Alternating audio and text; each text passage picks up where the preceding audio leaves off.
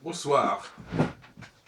Toujours dans ce travail de préparation au colloque du dimanche 13 décembre, qui aura donc lieu un mois juste après les événements du Bataclan, j'aurais, pour préparer ce congrès, ce colloque de l'Académie d'astrologie de Paris, j'aurais lancé un certain nombre d'idées qui, je souhaite qu'elles soient prises en considération par les participants. La première idée qui me vient à l'esprit, c'est qu'il faut partir des événements. Non seulement des événements, mais des phénomènes. Il faut voir les phénomènes, il faut regarder les phénomènes qui se produisent. Et surtout, comme l'avait bien compris Gauquelin à sa façon, de faire des rapprochements. Gauquelin, c'est une banalité de le dire, mais enfin, je préfère le dire quand même, se dit, voilà des gens qui font la même profession, est-ce qu'il y a quelque chose en commun entre ces gens-là? C'est pas de l'astrologie individuelle, voilà on joue sur les mots. De la même façon, voilà des événements qui semblent avoir la même portée, la même signification, qui sont perçus comme tels par la population, par les gens. Je crois qu'il faut partir du regard des gens sur le monde. Ils nous mettent sur la voie de ce qui est structure, des structures. Les structures, les gens voient les structures, voient les similitudes, voient les réminiscences. Ils ne savent pas les expliquer, mais ils les voient, ils les captent, ils les devinent. Ils font des rapprochements, aussi bien dans le temps que dans l'espace. Et le rôle de l'astrologue, c'est de partir de ces similitudes, de ces comparaisons, de ces convergences structurelles, catégorielles, événementielles, pour voir ce qui est corroboré en quelque sorte par le cosmos.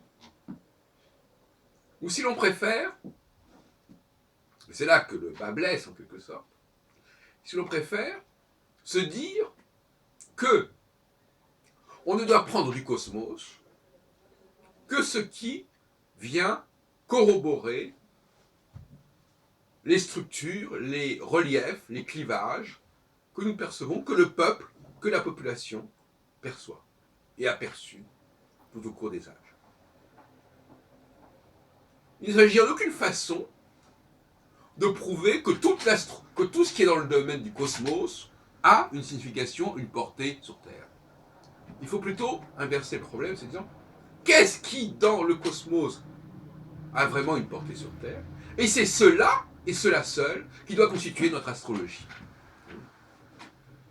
C'est-à-dire que c'est les observations concrètes qui sont faites par les gens, au niveau du quantitatif, au niveau de ce qui revient, de ce qui est récurrent, qui doivent nous servir de guide pour déterminer ce qui est astrologiquement à retenir.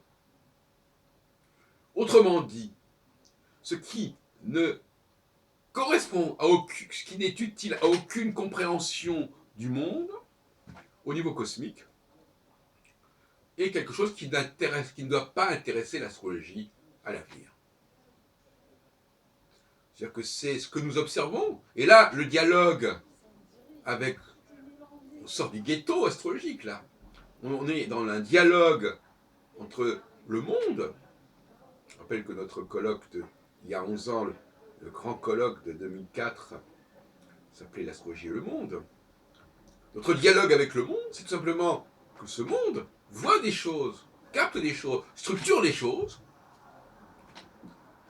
et qu'il demande à l'astrologie, quelque part, en tout cas, il est intéressé de voir ce que l'astrologie a à dire sur ce sujet. au moins il y a un point commun. On va parler des mêmes choses. Il y aura un regard particulier de l'astrologie, mais elle parlera de la même chose. Il faut arrêter d'inverser les choses en partant des configurations astrologiques pour les plaquer ou les projeter sur le monde. C'est une démarche qui a trop souvent sévi ces dernières décennies, pour ne pas revenir plus tôt. Alors bien entendu, une fois que la grille la plus pertinente aura été détectée, celle qui rend compte de ce qui a été perçu, de ce qui a été remarqué. Après, évidemment, cette grille, on peut la projeter vers l'avenir. Mais c'est dans un deuxième temps. Avant de faire des prévisions sur l'avenir, encore faut-il savoir de quelle astrologie on doit se servir pour y parvenir. Donc, évitons les prévisions tant qu'on n'a pas compris, analysé ce qui s'est déjà produit, de façon à ce qu'on puisse analyser d'abord ce qui est comparable, ce qui se ressemble. Je veux dire par là que un événement, c'est comme une hirondelle ne fait pas le printemps, un événement isolé ne fait pas sens. Les êtres humains sont capables de relier, de connecter les événements entre eux. Par exemple, effectivement, les événements du mois de novembre, et dans une moindre mesure ceux du mois de janvier 2015, sont à rapprocher de ce qui s'est passé à New York en 2001. Voilà deux capitales majeures qui ont été, l'une après l'autre, martyrisées, choquées, dans des conditions différentes, etc., etc. Mais si l'astrologue commence à dire que c'est différent, là, il va se décaler par rapport au regard du peuple, au regard de nos confrères, de nos congénères. Ce n'est pas très intelligent. Si les gens font des rapprochements, eh bien, il faut respecter ces rapprochements. Il ne faut pas les refuser en disant oui, mais les configurations ne sont pas les mêmes, donc on va essayer d'expliquer que les rapprochements ne sont pas justifiés et que c'est pas du tout pareil, etc., etc. Donc, ça, c'est une tendance, c'est un penchant qu'il faudrait éviter à l'avenir. Il vaut mieux, de toute façon, bien entendu, et c'est comme de dire par exemple que les gens qui font le même métier ne le font pas tous de la même manière. Enfin, on peut jouer là-dessus, n'est-ce pas? C'est d'ailleurs un reproche qu'on faisait à Gauquelin quand il commençait à faire ses avis en disant mais vous ne trouverez rien. De toute façon, les gens ne font pas ne s'engagent pas dans une profession pour les mêmes raisons, pour les mêmes motifs, donc il n'y a rien à chercher. Ben si, justement. Donc soyons à la hauteur de Gauquelin, et même dépassons ce qu'il a fait, parce que Gauquelin ne nous a rien apporté sur le plan cyclique, sur le plan prévisionnel, mais il nous a apporté une méthodologie, je dirais même une épistémologie qui est tout à fait respectable, et qui malheureusement, 60 ans après, puisque Gauquelin a publié son premier ouvrage en 1955, donc on peut fêter le 60e anniversaire de son ouvrage qui s'appelle L'influence des astres, aux éditions du Dauphin, eh bien, voilà, l'héritage de Gauquelin, c'est l'idée qu'il faut généraliser. Gauquelin, il s'appuie sur quoi? Il s'appuie sur des choses qui sont reconnues. Les métiers, c'est reconnu. Le fait qu'il y ait des bottins spécialisés pour telle profession, c'est connu. Il n'a rien inventé. La seule chose qui se dit, c'est est-ce que ce qui est ainsi reconnu, structuré, distingué, est-ce qu'il y a quelque chose en astrologie qui vient en rendre compte? Et il déclare que seul ce qui est au niveau cosmique capable de rendre compte de ces similitudes, que c'est cela qui doit constituer l'astrologie, le cœur de l'astrologie, le fer de lance de l'astrologie. Je crois que c'est respectable. Donc, par exemple, dans ce cas précis que je viens de signaler, et c'est simplement à titre d'exemple, en 2001, il y a eu une conjonction de Saturne avec l'étoile fixe Aldébaran, et en 2015, il y a une conjonction de Saturne avec l'étoile fixe d'Antares. Et ces deux étoiles sont opposées diamétralement dans le ciel, ce qui explique pourquoi Saturne a mis la moitié de son cycle de 28-29 ans pour aller d'un point à l'autre. Voilà. Donc on peut dire que ce parallélisme vient justifier, légitimer une grille de lecture qui, cependant, n'est pas très connue en astrologie traditionnelle, et surtout pas dans l'astrologie contemporaine. Donc elle vient apporter un élément de réflexion sur le fait qu'effectivement, on devrait peut-être tenir compte des étoiles fixes royales, des 4 étoiles fixes royales. Puisque c'est cela qui permet de trouver du sens à ces similitudes. Maintenant, si d'autres astrologues sont capables d'apporter d'autres éléments qui viennent confirmer le parallèle, c'est intéressant. Maintenant, si c'est simplement pour nous dire qu'il n'y a pas de parallèle, c'est pas intéressant. Voyez-vous ? C'est pas intéressant de nous dire qu'il n'y a pas de rapprochement. Parce que si on enferme les astrologues dans une stratégie de non, c'est pas la même chose, non, c'est pas si semblable, à ce moment-là, on se décale totalement par rapport à notre mode d'intelligence, de notre cognitif, qui fait qu'on rapproche des choses, qu'on trouve qu'il y a des éléments de similitude entre les choses, entre les gens. Et à ce moment-là, c'est la fuite en avant et ça ne va nulle part, c'est suicidaire. Donc, la méthodologie que je propose, c'est il faut distinguer entre la pratique et l'observation. L'observation, c'est voir partir de ce que les gens ont pu observer. Quand je dis les gens, ce n'est pas les astrologues. Les gens ont pu observer. Ce que les hommes politiques ont pu dire. Ce que le peuple peut penser. Ce qui reste dans la mémoire collective. Dans l'inconscient collectif. À partir de là, on élabore une grille en ne retenant que les éléments astronomiques qui correspondent à cet ensemble d'observations qui sont extérieures à l'astrologie, qui sont une donnée objective. Et dans un troisième temps, on peut, comme je l'ai dit tout à l'heure, on peut projeter cette grille qui a été validée par les observations, ou plus exactement, parce que les observations sont antérieures, elles préexistent à l'existence de la grille, quelque part.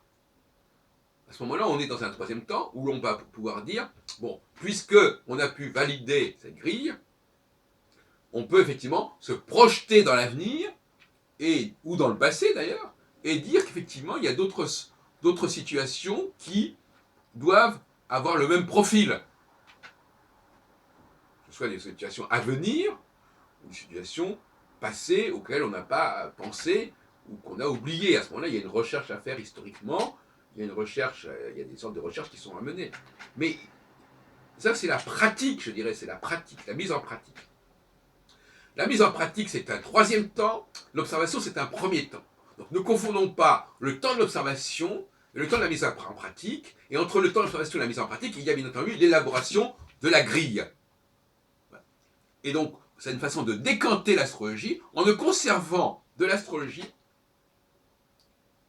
progressivement en tout cas, en commençant à dire, on va un peu comme Descartes, on va garder de l'astrologie, dans une procédure de reconstruction de l'astrologie, on va garder de l'astrologie que des choses qui sont passées par le crible, par le filtre de cette méthodologie que je propose. Et puis, progressivement, on rajoutera des éléments qui vont pouvoir éventuellement compléter. Mais on n'est pas là pour justifier une espèce de qui-tout-double en disant voilà, on prend toute l'astrologie ou on prend rien. Non. On est là pour dire faisons l'inventaire de ce qu'il faut prendre en considération en priorité en astrologie. Maintenant, il y a les professionnels de l'astrologie qui ont des consultations, qui vont dire que ça ne suffit pas aux clients. Alors ça, on s'en fout totalement. Hein. Bon, alors ne confondons pas, ne mélangeons pas les préoccupations professionnelles et commerciales ou les préoccupations pédagogiques de toute une catégorie de notre communauté astrologique, hein, qui a au moins l'avantage d'apporter un certain support financier, si on peut dire. Ne confondons pas ces questions-là avec les vrais enjeux de l'astrologie, qui sont à un autre niveau, sur un autre plan. L'astrologie dont je viens de parler là, en passant, c'est ce que j'appellerais plutôt de l'astromancie. C'est-à-dire, l'astromancie, eh bien, voilà, c'est un peu l'astrologie horaire d'ailleurs. Hein. On regarde tout ce qui se passe dans le ciel, la totalité du ciel, et puis à partir de là, on en tire des enseignements comme on pourrait en tirer du marc de café ou de tout autre support divinatoire. Il faut dire les choses comme elles sont. Donc on a là un divorce qui est en train de se faire entre l'astrologie, l'astromancie, qui est une forme de divination par l'observation du ciel à un moment donné, et beaucoup de gens sont formés dans les écoles d'astrologie à cette astromancie. C'est la seule chose qu'ils savent faire d'ailleurs. Et puis d'autre côté, il y a la recherche fondamentale, qui est plutôt de l'ordre de l'astrologie mondiale, qui est plutôt de l'astrologie statistique, qui est plutôt de l'astrologie typologique, et où la question de l'individu ne fait sens que si cet individu ou cet événement est connecté à une série d'individus, à une série d'événements. Voilà ce que je voulais vous dire. Donc c'est sur ces bases-là, c'est sur ce programme-là, ce manifeste, disons-le, que je propose que nous considérions qu'il s'agit là d'une base de travail. Voilà. Alors à dimanche, au dimanche 13 décembre à midi, rendez-vous, tout le monde rendez-vous au 70 avenue de Choisy, dans le 13e arrondissement, au premier étage du restaurant Le Palace de la Chine, et vous verrez, ça sera un moment historique.